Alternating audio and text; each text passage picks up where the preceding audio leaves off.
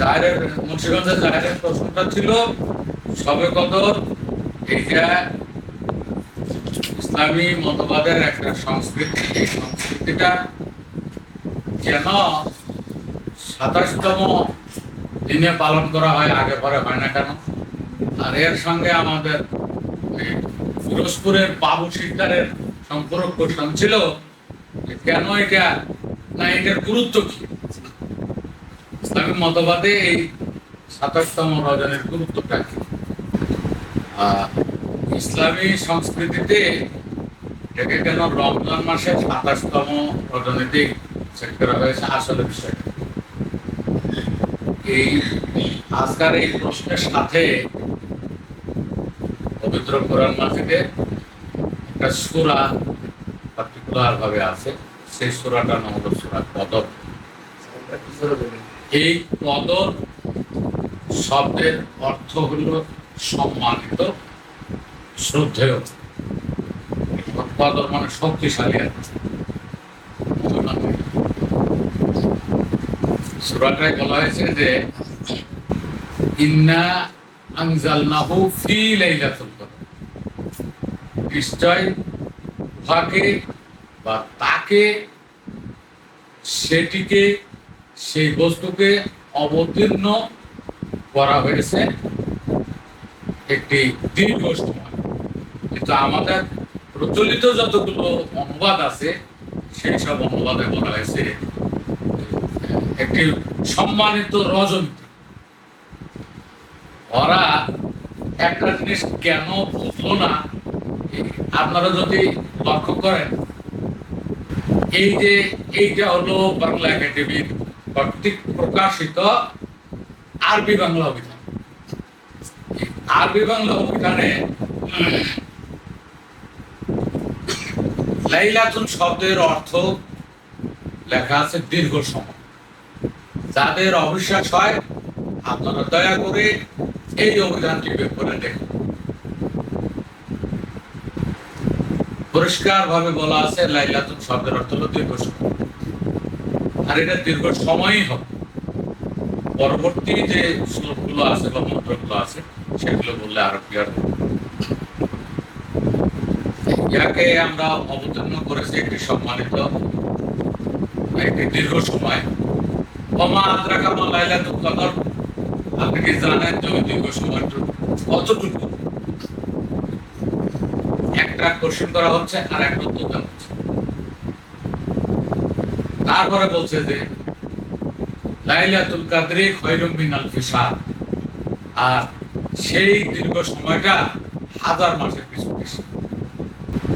আর 1000 মাস বলতে গেলেই আসবে যত 1000 দিয়ে বাইবেলে, তৌরাতে, ইনজিলে, বেদে যতগুলো মন্ত্র আছে, অর্থাৎ লালন সাহিত্যের যতগুলো মন্ত্র আছে সবগুলো 1000 দিয়ে আসবে। তুমি যদি আমাকে এই যে অষ্টম খণ্ড বইটা দিলে এখানে আমি 1000 দিয়ে তুলে ধরার চেষ্টা করি যে সে 1000টা কিভাবে 1000 হলো। এই 1000 শব্দের যে ব্যবহার, আমরা বর্ণকায় যে লিখিত এই 8 নম্বর খণ্ড দেখা যায়, এই 8 নম্বর খণ্ডটার মধ্যে আমরা যদি 74 পৃষ্ঠায় যাই তাহলে 1000 পাবো, 1000 পৌরাণিক সংখ্যা।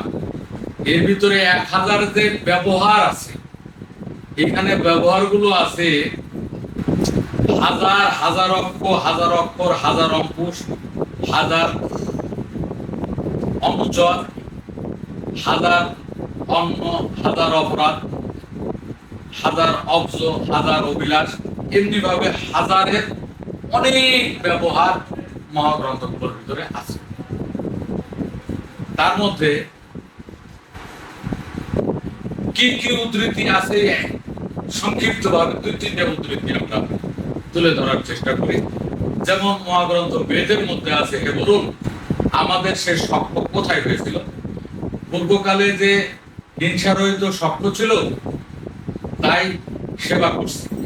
হে অন্নবান বরুণ, তোমার মহান ভিক্ষুগণের বিচ্ছিন্নকারী সহস্র দ্বার বিশিষ্ট গৃহে যাব। বেদ, ঋগ্বেদ সংহিতা ৩য় খণ্ড ৭ম মণ্ডল সূক্ত নম্বর ৮৮ ঋগ হল ৫। তাহলে সহস্র দ্বার বিশিষ্ট গৃহে যাব, যে সহস্রের ব্যবহারটা পেলাম, হাজারের ব্যবহার হাজার। সহস্র কথাটা হলো সংস্কৃত, আর হাজার কথাটা হলো ফার্সি। মনে থাকবে, হাজারটা হলো, হাজার শব্দটা ফার্সি, বাংলা সংস্কৃত থেকে যেহেতু এসছে এখনো এটা সংস্কৃত শব্দের ব্যবহার হয় সহস্র।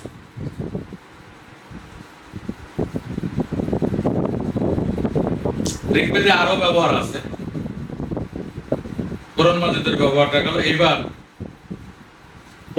মহাত্মা লালন সাহিত্যের একটা বাণী যদি আমরা দেখি, পড়শি যদি আমায় শুধু জমযাতনা সকল যেত দূরে, শেয়াল লালন এক কানে রয় তবু সহস্র যোজন ফাঁক। সমস্ত শিল্পী, সমস্ত লালন সঙ্গীত প্রেমিকরা সব সময় লক্ষ যোজন ফাঁকরে মন, আসলে এটা হবে সহস্র যোজন ফাঁক। শেয়াল লালন এক কানে রয় তবু সহস্র যোজন ফাঁক। তাহলে বোঝা গেল যে পবিত্র কোরআন মাজিদ যেখানে বলছে যে সেই দীর্ঘ সময়টা হাজার শ্বাসের, হাজার মাসের কিছু বেশি। মাসটা এখানে যোজন হবে, যোজনটা এখানে শ্বাস হবে, শ্বাসটা এখানে অক্ষ হবে। এই যে হাজারের যে ব্যবহার গুলো প্রথম দিকে আছে, কয়েকশো ব্যবহার আছে। এখন হাজার মাসটা যদি অক্ষ হয়, অক্ষটা যদি শূন্য হয়, হাজার তো ঠিক আছে। এই জায়গাটা আমাদেরকে লক্ষ্য করতে হবে যে হাজার সংখ্যাটা ঠিক রেখে তার সব সংখ্যা যতই পরিবর্তন করা হোক, মূলত হাজার।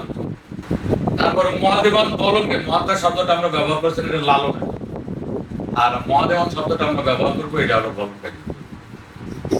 আমাদের মহাদেবান বলনকারী নির্মিত একটা বাণীর ভিতরে আমরা পাই, অন্য মনে হয় না সাধন, হাজার মাস, হাজার মাসের সাঁই অবতরণ, ডাঙ্গাতে হলে রে মরণ, সাঁই বাঁধবে কি জালে। এখন এই হাজার ষাট বা হাজার মাস পবিত্র কোরআন মাজিদ থেকে যে হাজার মাস শব্দটা পেলাম, হাজার মাসটা আমাদের দেহে কোথায় আছে। আর কেন এই কথাটা বলা হলো যে সেটি একটি দীর্ঘ সময়ে অবতরণ করা হয়? আপনি কি জানেন যে দীর্ঘ সময়টা কত? যে দীর্ঘ সময়টা হলো হাজার মাসের কিছু। বাকি যে অংশ আছে এগুলো আমাদের তেমন প্রয়োজন নেই। আমাদের প্রয়োজন হলো যে হাজারটা, সবাই কেন হাজার নিয়ে এত বিড়ম্বনার ভিতরে আছে? মুসলমানরা যেমন এই হাজার নিয়ে বিড়ম্বনার ভিতরে আছে, যেমন লালন গরণ আর লালন অনুসারী যারা আছে তারাও কিন্তু এই শেয়াল লালন একখানে হয়তো লক্ষ যোজন ফাঁকরে, আসলে ওই লেগে আছে সহস্র যোজন ফাঁক। লক্ষ যোজন দিলে আর মিলবে না, কোথাও মিলবে না, আপনি দেখাতে পারবেন না। আর সহস্র মিলে বেদে মিলবে, হিন্দিতে মিলবে, তোরাস জাবুক, লালন, বিজয় রঞ্জন সব জায়গাতে মিলবে। অতএব এই যে এটা সহস্র মাস সমান আমরা ধরবো সহস্র ষাট। সহস্র ষাট বলতে গেলে মোল্লা পাড়ার কথা মিলবে না। মোল্লা পাড়ার অধিকাংশ কথাই হলো তাদের সরকারি পঞ্জিকা, আর দেহতত্ত্বের কথাগুলো হলো দেহ পঞ্জিকা অনুযায়ী। দেহ পঞ্জিকায় যদি আমরা সহস্র মাসকে সহস্র শ্বাসে নেই, সহস্র শ্বাস সমান আমাদের এই যে ব্যবহারের ঘড়িতে মাত্র ৪২ মিনিটের মতো। এটাই ছিল আমরা এই সহস্রের দেহতাত্ত্বিক। এইবার আমরা যাব ২৭টা কিভাবে, এটা কেন মুসলমান মনীষীরা ২৭ তারিখে নির্ধারণ করলো। এই যে আমাদের মুসলমান সমাজে প্রচলন আছে যে রমজান মাসের শেষ 10 দিনের নাম কি? নাজাত। নাজাত। এই নাজাতের জন্য এই 10 দিনের ভিতরে আর একটা উপাসনা তৈরি করা হয়েছে, সেটা হলো যার যার মহল্লা, যার যার এলাকার স্থানীয় মসজিদে এলাকার যে কোনো একজন ইতিকাফ করতে হবে, নাহলে পুরো এলাকাটা করতে হবে। আর পুরো এলাকাবাসীর ভিতরে একজনে যদি করে তাহলে সবাই মুক্তি লাভ করবে। এটাকে বলে ফরজে কিফায়া, ফরজে কিফায়া এতেকাফ হলো ফরজে কিফায়া, সম্মিলিতভাবে একজন আদায় করলে পালন হয়ে যায়। সেইটা ওরা এই রমজান মাসের নাজাতের একেবারে 21 তারিখ থেকে শুরু করে কত একেবারে শেষ দিন পর্যন্ত মসজিদে থাকে। এতেকাফের যে মশালাগুলো আছে, যে নিয়মাবলীগুলো আছে, ওই নিয়মাবলী অনুযায়ী থাকে। তারপরে খোঁজ করে কি অন্বেষণ করে কি সাধনাটাকে, যার যার প্রভুকে খোঁজা। এখন যে মন্দির না নিয়ে ওরা নিল একেবারে মাটির তৈরি মন্দির, যেটাকে ইসলামী পরিভাষায় বলা হয় মসজিদ, ভক্তির স্থান। সেখানে গিয়ে ওরা যদি ওই মসজিদ শব্দের আবিধানিক অর্থ আমরা গ্রহণ করি, তাহলে আসবে সাজদুন মানে হলো ভক্তি দেওয়া। আর সাজদুন যে জায়গায় করা হয়, অর্থাৎ ভক্তি যে জায়গায় করা হয়, ওইটাকে বলা হয় ভক্তির স্থান। আবিধানিক অর্থ মসজিদ শব্দের অর্থ হলো ভক্তির স্থান। আর মসজিদ শব্দের যদি আমরা প্রায়োগিক বাংলা নিই, ব্যবহারিক বাংলা নিই, প্রায়োগিক ক্ষেত্রটা নেই, মসজিদ দ্বারা আসলে বোঝানো হয় মন্দির, বাংলা ভাষায় মন্দির বলা হয়। আর মন্দির শব্দের ব্যাখ্যা হইল মানুষের মন যে জায়গায় স্থির। তাহলে মানুষের মন একটা জায়গায় স্থির হয়, এটা যার যার রমণীর কাছে। ড্রাইভারও সেই জায়গায় ফিরে যায়, পাইলটও সেই জায়গায় ফিরে যায়। এইটাকে বলা হয়েছে মন্দির। কবি নজরুলের বহু কবিতা গবেষণা করে দেখবেন, উনি বলছেন দেহ মন্দির। কেউ কেউ আবার মন মন্দিরও বলছে। আর যারা আমাদের মরমীবাদী, তারা কিন্তু মন্দিরটা নেই একেবারে নারীদের মন্দির, এটাকে মন্দির হিসাবে তারা সবাই গ্রহণ। এই রমজান মাসের সেই দিনে এতেকাফের উদ্দেশ্য হলো এই দেহ মন্দির থেকে আমার অধরা বা আমার প্রভুকে খুঁজে বের করা। এইটা হিন্দু মতবাদীদের মধ্যে আছে কোজাগর, আর ইসলামী মতবাদীদের মধ্যে আছে শবে কদর। শবে কদরের দিনটা নির্ধারিত হয়েছে রমজান মাসের শেষ 10 দিনের ভিতরে। সেই অমূল্য বা অধরা সেই সৃষ্টিকর্তা মানুষের কাছে দেখা দেয়। এটা খুঁজতে হবে, পেতে হবে। কত তারিখে আসবে, ওই যে ইন্না আনজাল নাহু, এই হুটার প্রায়োগিক ক্ষেত্র হলো সেই সৃষ্টিকর্তা বা সেই অমূল্য বা অধরা বস্তু বা অধরা বা অলক, এইরকম কিছু। তাহলে সেইটা কবে? গবেষকরা বলছে যে এটা রমজান মাসের 21 তারিখ থেকে 23, 25, 27, 29 এটা হয় না, 29-এ যাবে না এবং সামনের দিকে আসবে না। অনেক গবেষণা শেষে মুসলমান পণ্ডিতরা একমত হয়েছে যে এটা রমজান মাসের 26তম দিবাগত 26তম রমজানের দিবাগত রাত, 27শে রমজানের রাত। এটা এইভাবে ধরা হয়। বাংলা ভাষায় দিন শুরু হয় সকাল থেকে, সকাল 6টা থেকে সন্ধ্যা 6টা। আর ইংলিশ ভাষায় দিন শুরু হয় রাত 12টা থেকে রাত 12টা। আবার আরবি ভাষায় শুরু হয় সন্ধ্যা 6টা থেকে সন্ধ্যা 6টা। আরবিতে যেহেতু দিনের অংশটা আগে আসে, সন্ধ্যা থেকে শুরু হয়, এই জন্য বলে যে 26তম রমজানের দিবাগত রাত, 27তম রমজানের রাতটাই হবে শবে কদর। শবে কদর পবিত্র কোরআন মাজিদের কদর নামে একটা সূরার ভিতরে উল্লেখ আছে। এছাড়া আমাদের এই উপমহাদেশের যতগুলো মহাজনী বাণী আছে, সকল বাণীর ভিতরে আছে আশপাশা খেলবো রে শ্যাম, শ্যামরে তোমার সনে একেলা পেয়েছে রে শ্যামের। যেখানে পরিষ্কার ভাবে বলা হলো যে সেটা একটা দীর্ঘ সময় অবতরণ করা হয়। সেটা কোন দীর্ঘ সময়ে? 1000 মাসে। 1000 মাস আমরা 1700 পেয়েছি। এখন কোন দিবসে? আরো একেবারে ডেফিনেট ভাবে ইসলামী মনীষীরা নির্ধারণ করে দিলে যে এটা একেবারে 26তম রমজানের রাতে। এখন প্রশ্নটা হলো যে রাত বলতেছে কেন? এটা তো মরমীবাদের দিনে পড়ে, যেহেতু মরমীবাদের আলোচনা বা এলমে মিনহাজ বা এলমে হাকিকতের বিধান অনুযায়ী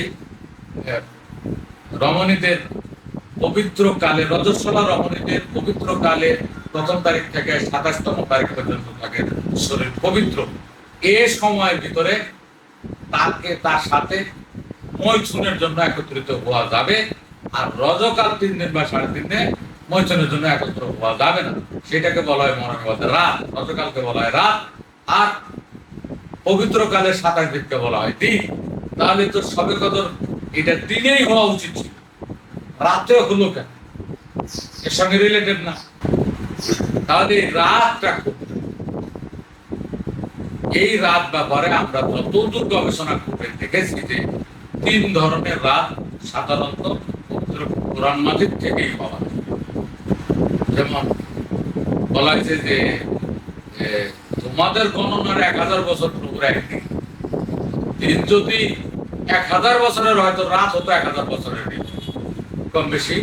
আমাদের এখানে 12 ঘন্টার দিন হলে 12 ঘন্টার রাত হয় না।